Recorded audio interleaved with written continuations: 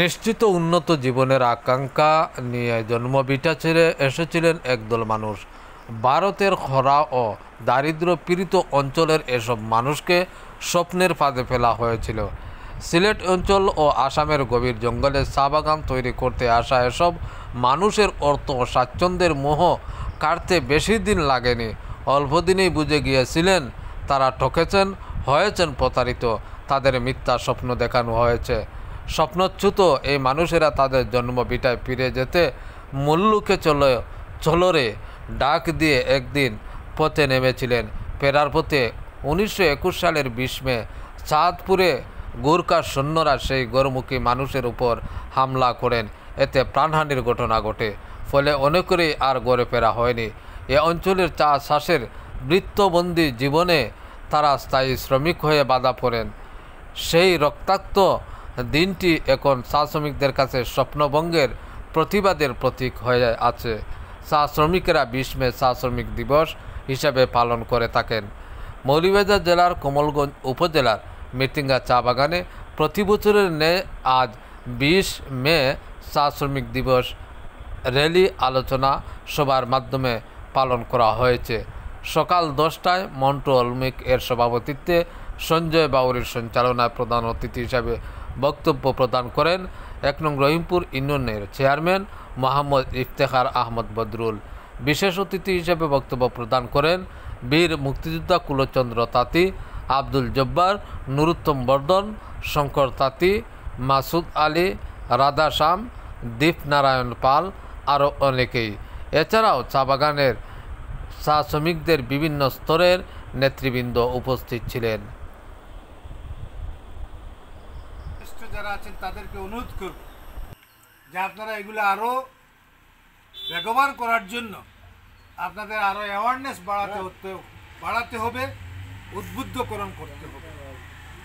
তাহলেই কিন্তু আজকের যেই অবস্থা সেই অবস্থার থেকে উত্তরণ ঘটবে। নতুন প্রজন্ম যারা আছে, আমি এখানে দেখতে পাচ্ছি না নতুন প্রজন্মের কোনো সন্তানরা নাই।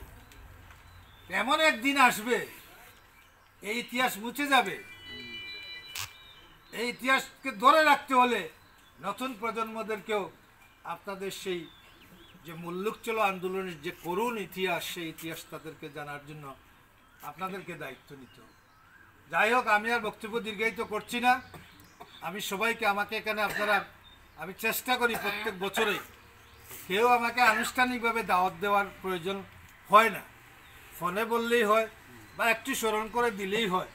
আমি কিন্তু আসি, শ্রদ্ধা জানাই যে আপনাদের সাথে আমি একাত্মতা ঘোষণা করি।